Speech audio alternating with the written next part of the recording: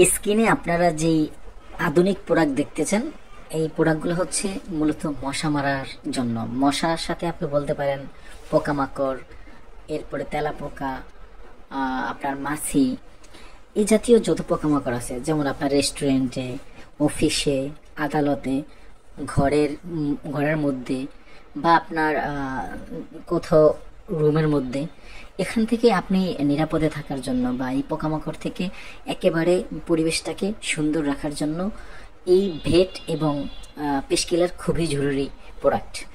আপনি যে কোনো পোকামাকড় মারার জন্য এই প্রোডাক্টগুলো ইউজ করতে পারেন। যদি আপনার গরুর খামার হয়, মুরগির খামার হয়, সেক্ষেত্রেও নিতে পারেন।